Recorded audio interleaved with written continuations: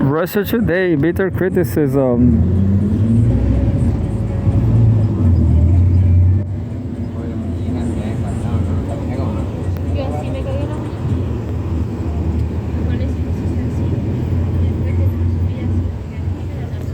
Go Russia, September 27, home Russia and former Soviet Union. Dmitry Trenin, Putin's nuclear doctrine updates are a final warning to the West. There are too many people who think the Kremlin is bluffing they can behave with impunity towards Russia. By Dmitry Trenin, a research professor at the Higher School of Economics and a lead research fellow at the Institute of World Economy and International Relations. He is also a member of the Russian International Affairs Council, RIAC.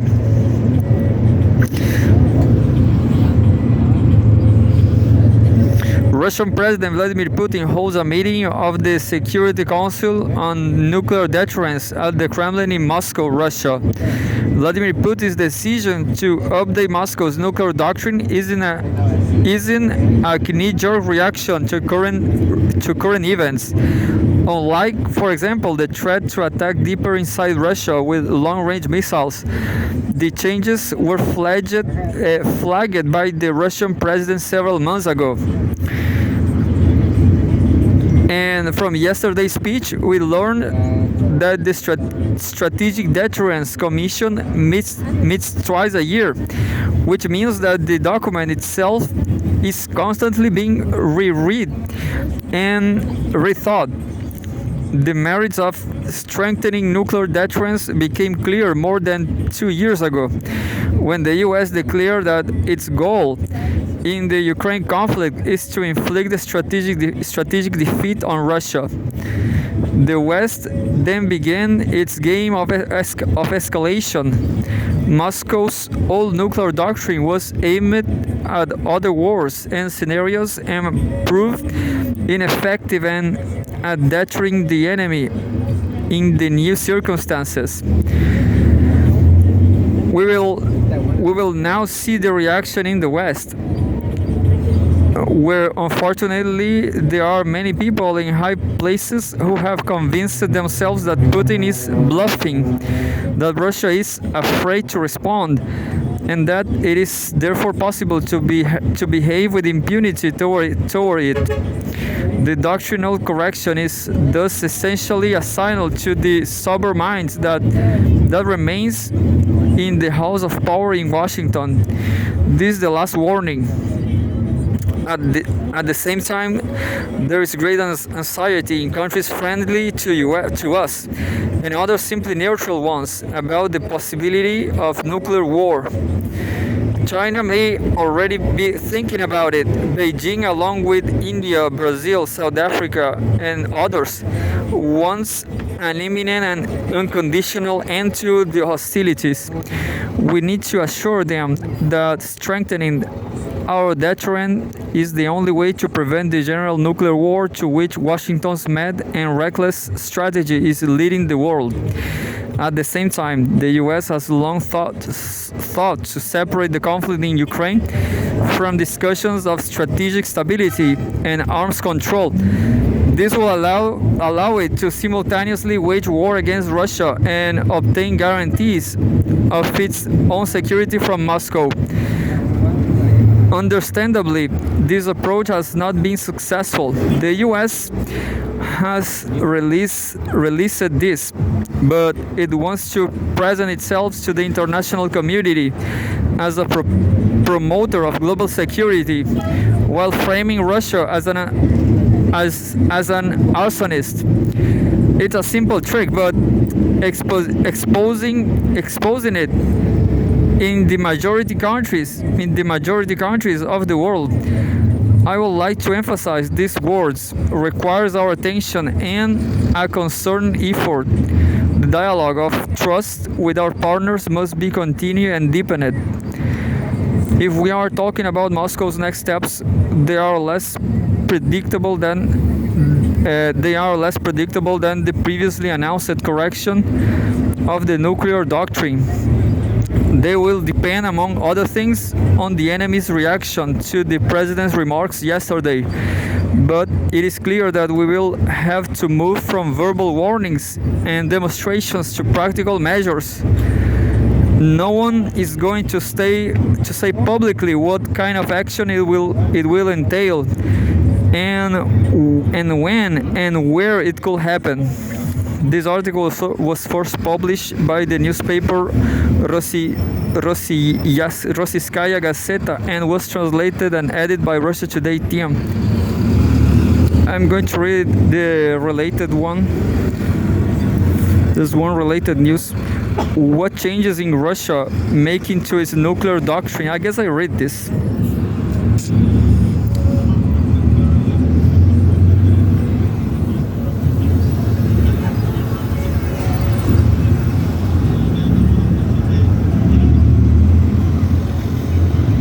Let's read again, maybe, I guess. September 25, 2024.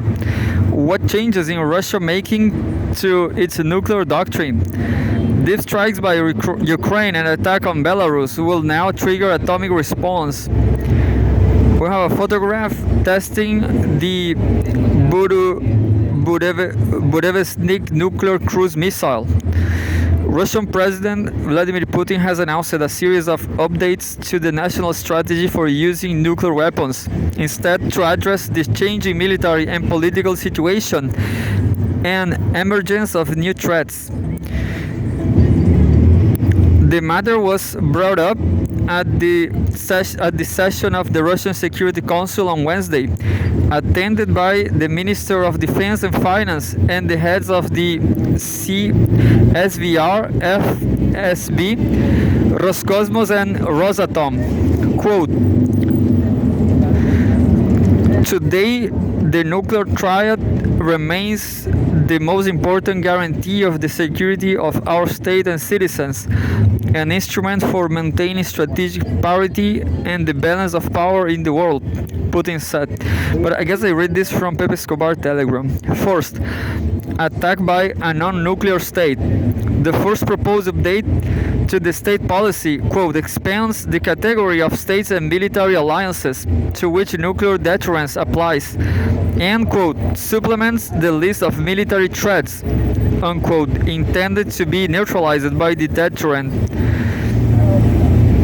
This will threat, quote, aggression against Russia by any non-nuclear state, but with the participation or support of a nuclear state, unquote, as their, quote, joint attack, unquote, crossing the nuclear threshold. While no countries have been named as written, this will clearly apply to Ukraine striking Russian territory with weapons and supplied by the US or its nuclear NATO allies. Putin has previously said that such strikes will require active participation of foreign military personnel and assets, bringing them into direct conflict with Russia. As you are seeing some bikers, some cyclists, they do this movement.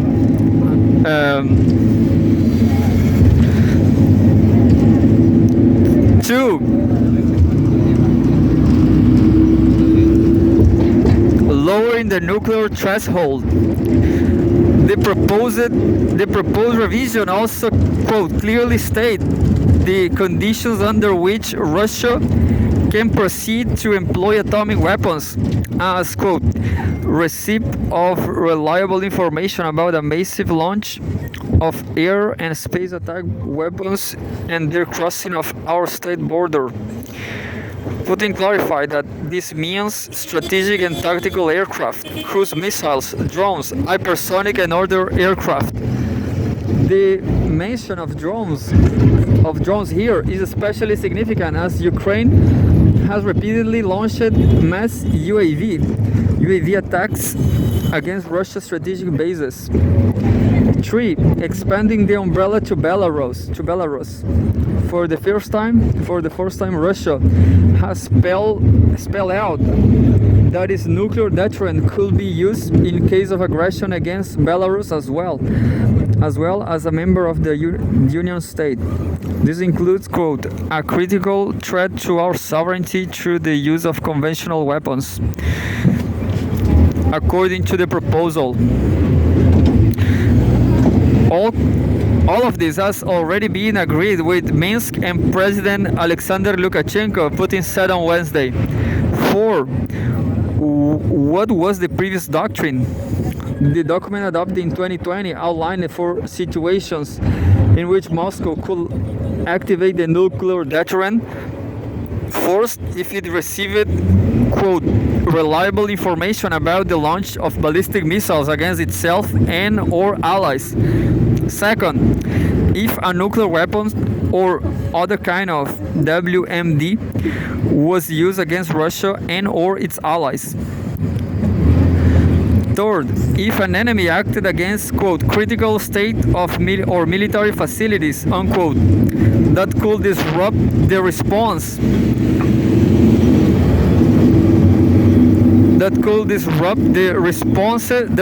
of Russian nuclear forces. And fourth, if Russia comes under conventional attack that would threaten the very existence of the state, unquote. 5.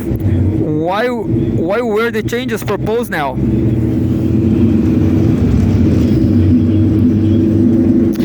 Earlier this year, Putin said that some updates to the doctrine might be needed, given the new emerging threats from NATO. Deputy Foreign Minister Sergei Ryabkov described the existing doctrine in June as too general and said that Western ignorance requires Russia to say more clearly, more distinctly, more definitely what could happen if they continue their unacceptable and escalatory actions, unquote. Since May, the government in Kiev has clamored for the US and its allies to remove all restrictions on use of their weapons against Russia, which Moscow has clearly said will represent direct Western involvement in the conflict.